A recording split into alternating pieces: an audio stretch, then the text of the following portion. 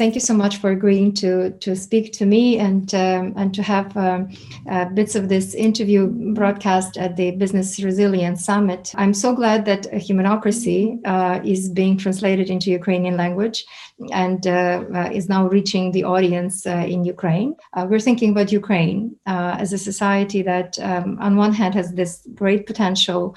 We're fourth largest IT outsourcing nation in the world. We're former breadbasket of Europe, and a society in which entrepreneurship is only kind of learning how to be properly. It's sort of this place where it can be compared to United States, where Carnegies and Rockefellers were still running the course, and before they decided to be, socially responsible.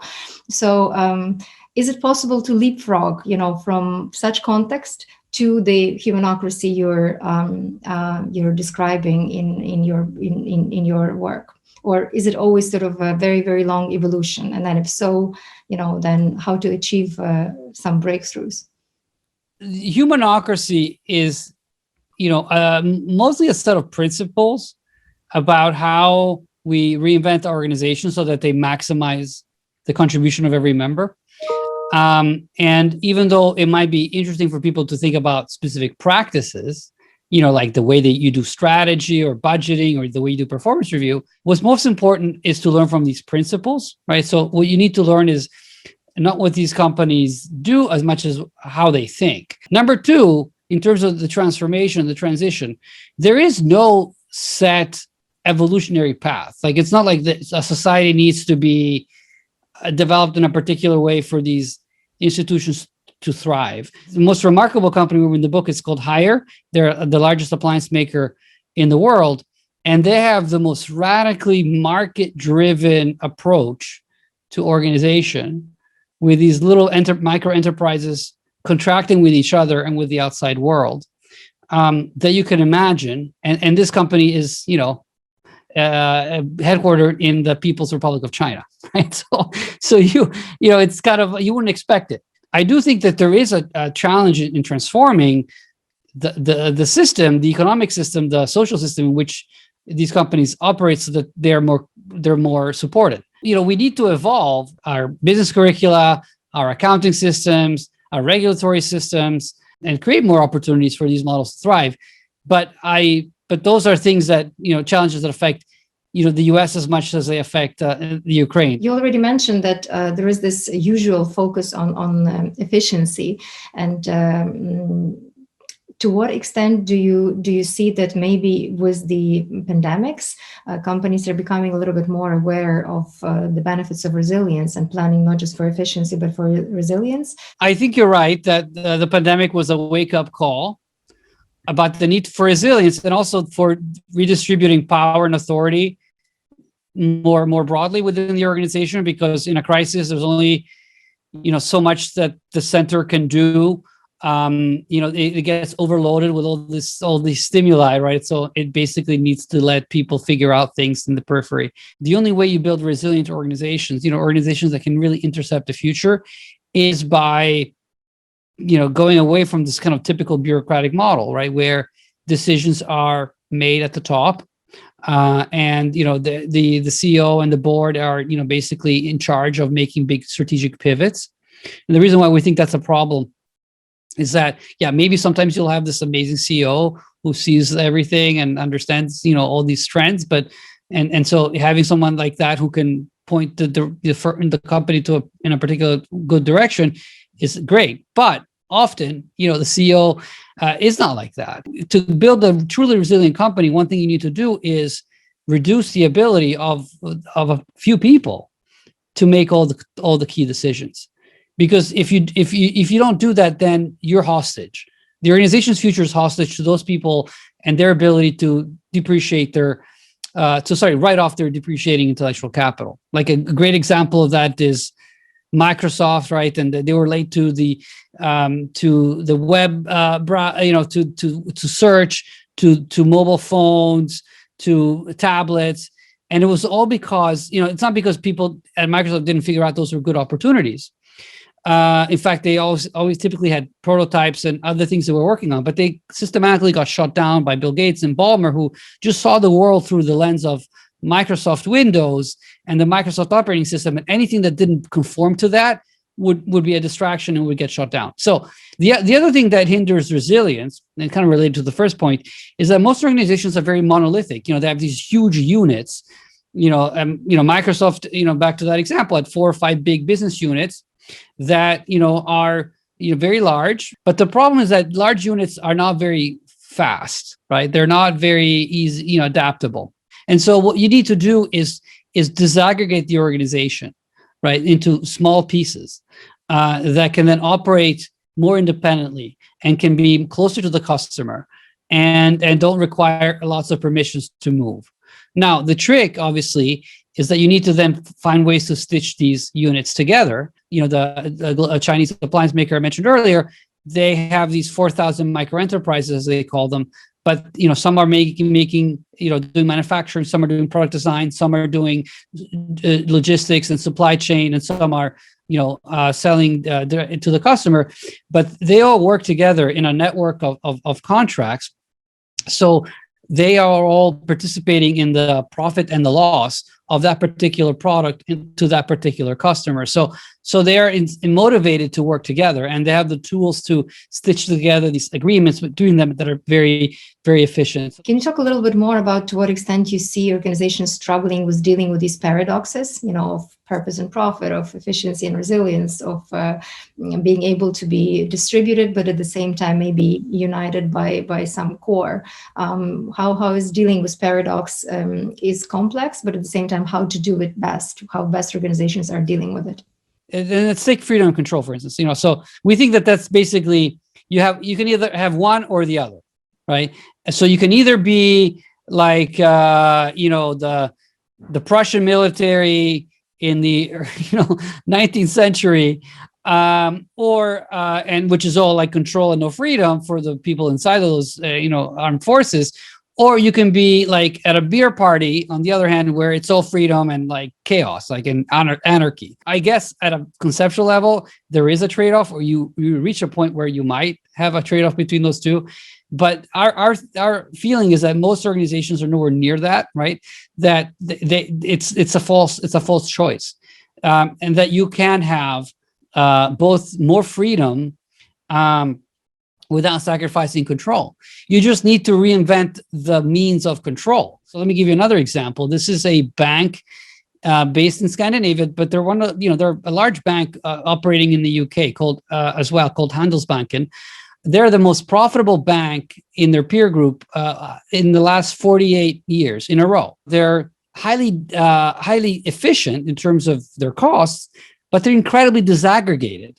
So they don't have lots and lots of central functions. The branches manage themselves. I mean, they're basically little businesses with their own P&L.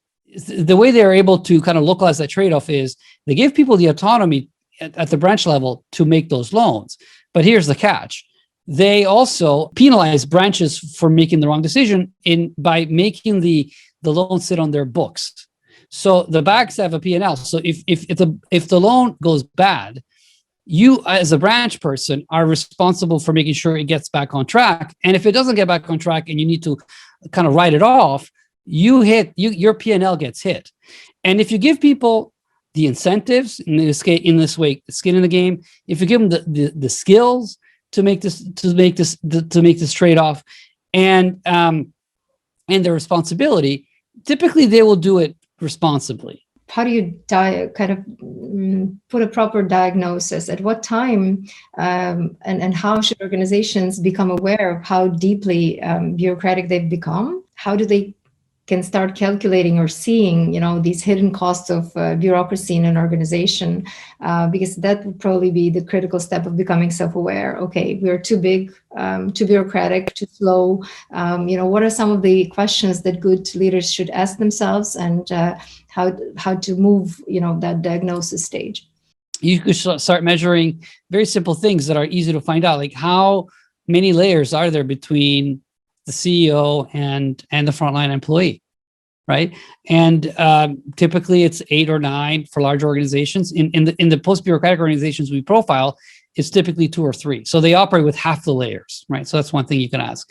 You can then also ask how how many people work in staff functions, central staff functions, HR, finance, IT, legal, and so on.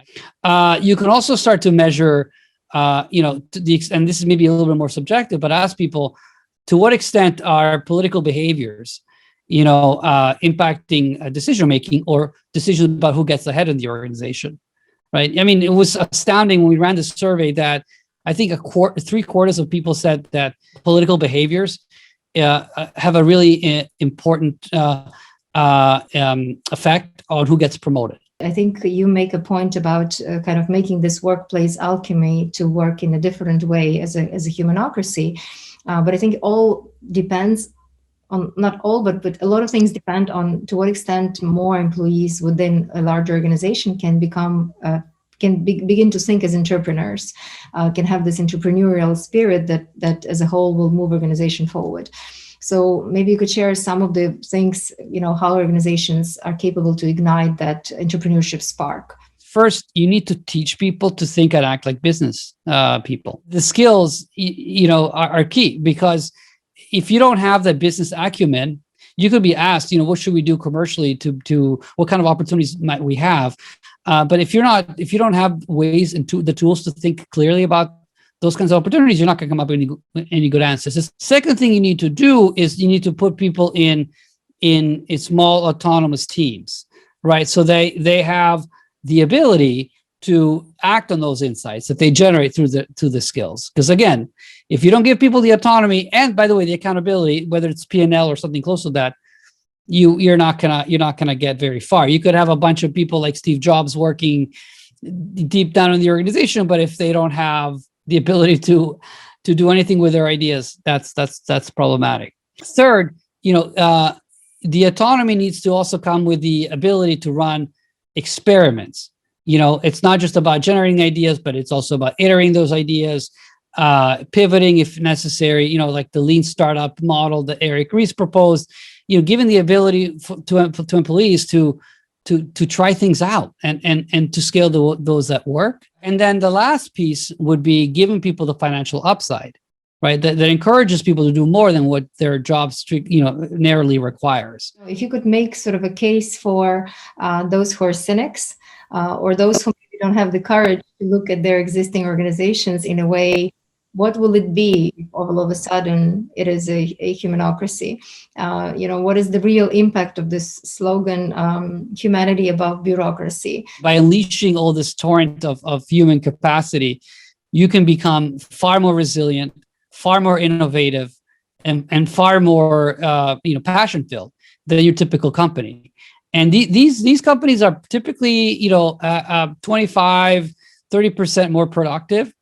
And they, as I mentioned, they're industry leaders and have been industry leaders for years. And the interesting thing about these companies is that because their management model is so unique and so powerful, the advantage is enduring. So they're not just like one-hit wonders. They have a cool product and they ride the wave for 5 years and then they kind of fall away.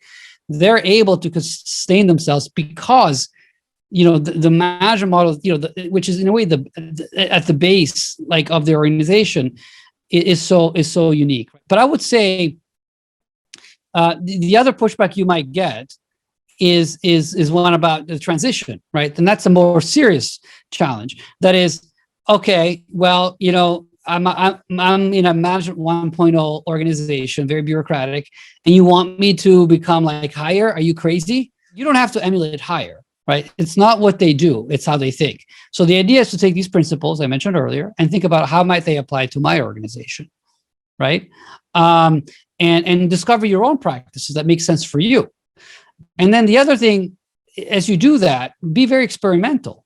So, we like to say, revolutionary goal, right? You want to revolutionize your management model, but you want to have evolutionary means. That is, you want to get there over time. Right. And so you start with experiments. So don't blow up the entire company, but rather change a few processes at a time, experiment with them, maybe in a little part of the organization, see how it works, and then try to scale that. We have I think, very useful example in the book about Michelin, the tire maker, the largest tire maker in the world, where they adopted this kind of very experimental kind of approach over time, right? That was very natural. They never felt really traumatic, generated a lot of enthusiasm and results, and then it worked. And I think we need that kind of a model for organizational change if we want to build organizations that are, fit for the future and fit for the human beings inside them.